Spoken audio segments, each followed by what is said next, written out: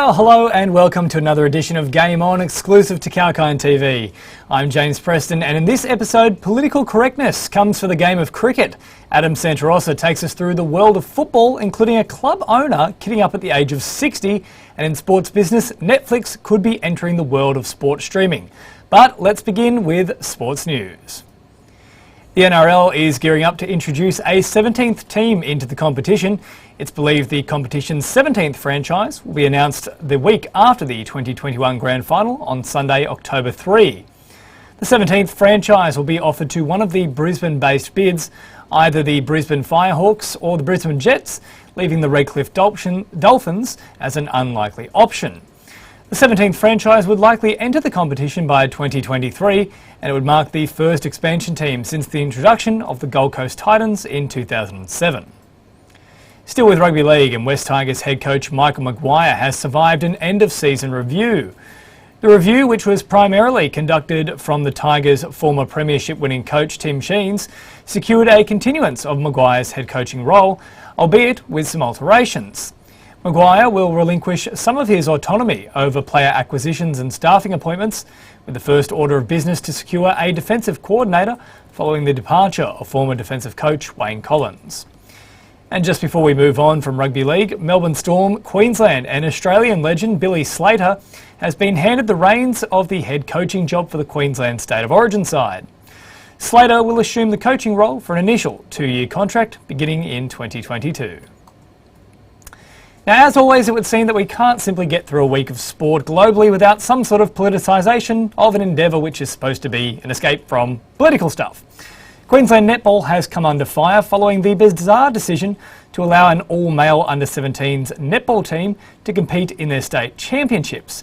The team swept through the tournament, defeating the all-female Bond University Bull Sharks 46-12 in the final. Now, the crowd in attendance hurled abuse at the all-male team, with further uproar then occurring on social media. But is it any surprise? It's not just Queensland Netball. The fish, unfortunately, rots from the head. Cast your mind back to just over a month ago at the Tokyo Olympics, where the IOC came to the conclusion that a transgender athlete, namely Laurel Hubbard, who was born a male and enjoys the inherent benefits of higher testosterone and a higher concentration of muscle fibres, or perhaps Hannah Muncy, a natural-born male with measurements of 6'2" and 100 kilograms, being allowed to compete against women in the AFLW.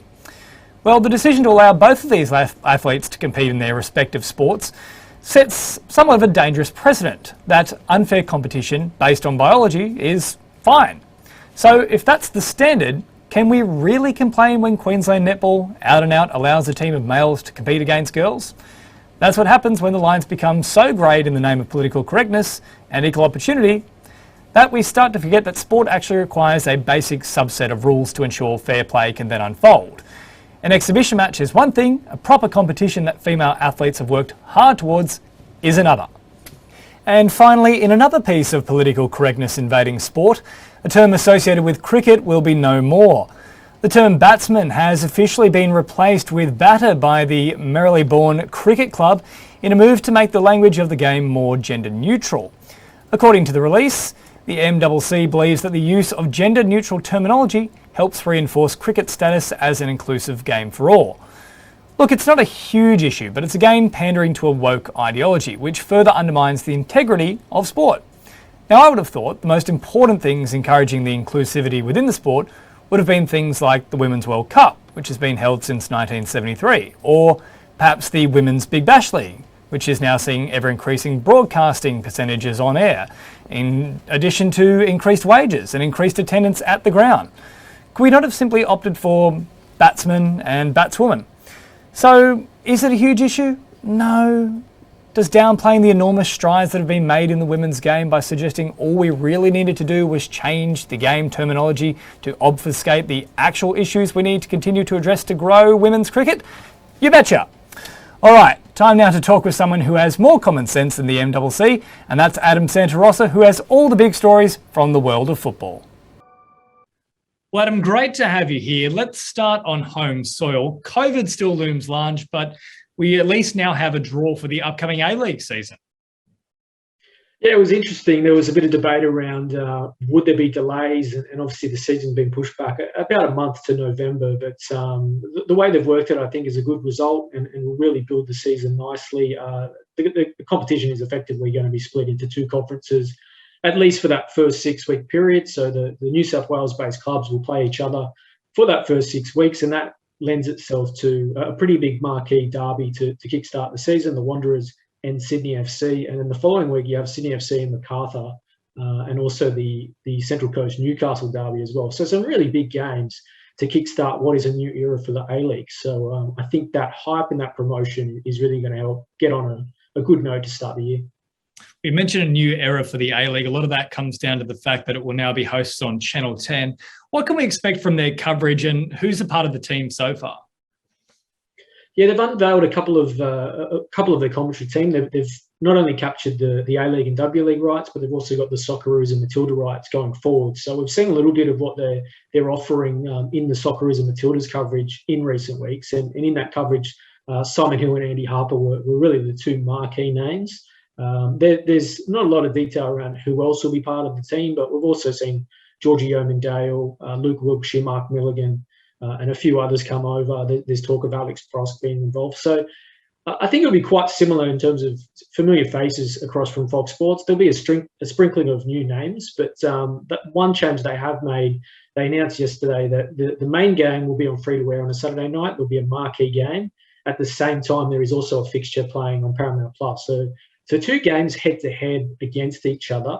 There's been a bit of debate whether that is counterproductive or maybe something a little bit different that Australian football needs. So it's hard to really talk without seeing it in action, but I guess time will tell on that one.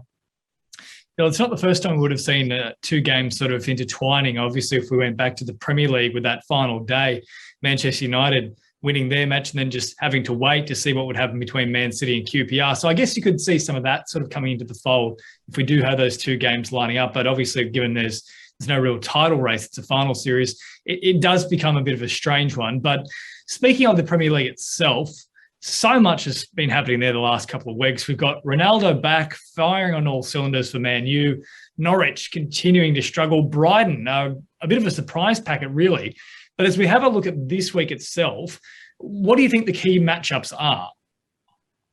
Yeah, a couple of blockbuster matchups this weekend. I think the biggest one everyone's looking forward to is the Saturday 9:30 game here in Australia, Chelsea and Manchester City. So two of the sides that going in most had in the top two for this season. And obviously Chelsea are flying at the top of the table. Man City, not so much. They're struggling a little bit down there in fifth. And the pressure's on them going into this game. There's a bit of discontent amongst Man City fans and towards Pep Guardiola and some of the comments he's made recently. Also the side's performance given the investment, whereas Chelsea are flying. So all the pressure on Man City, and if they don't get the desired result here, that pressure is only going to intensify.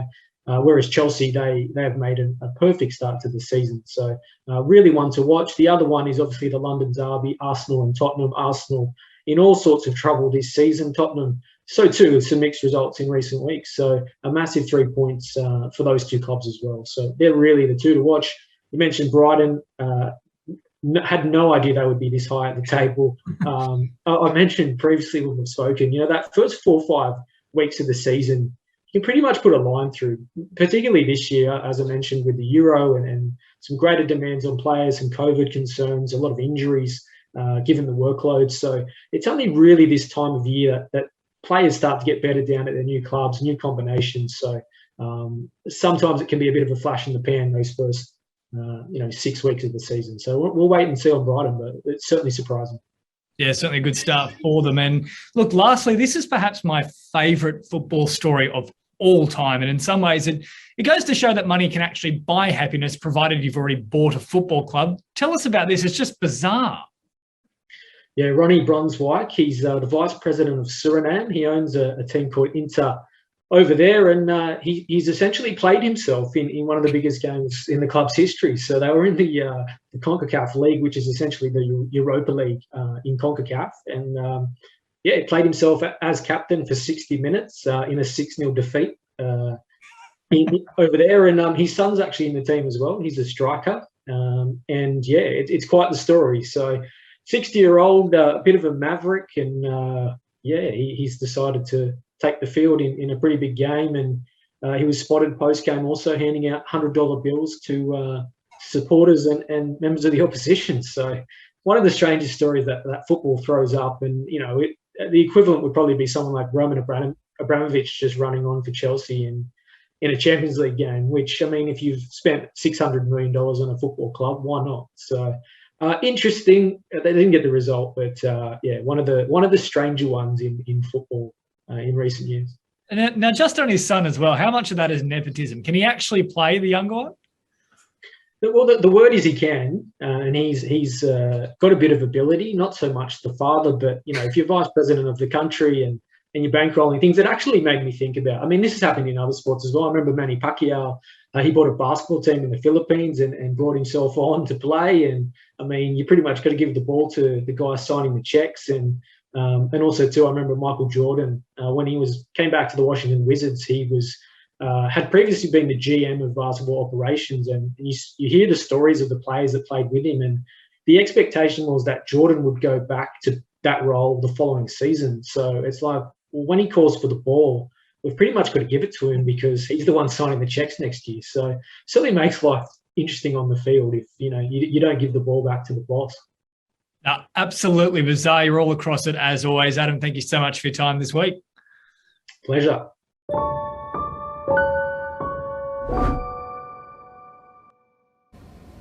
Never a dull day in the world of football, but can any of us say if we didn't own a club ourselves, we wouldn't kit up for them?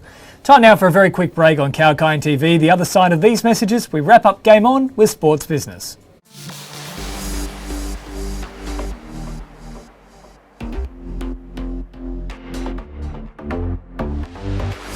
Hi, I'm Sage, and get ready to take the crypto ride with me on Kalkine TV. Watch the crypto buzz every Tuesday and join the excitement at Kalkine TV. From Bitcoins to NFTs to Dogecoin and DeFi, we have updates about everything around these digital currencies. Understand the investing rationale and the risks involved in the space with me, Sage, on Crypto Buzz. Keep watching Kalkine TV.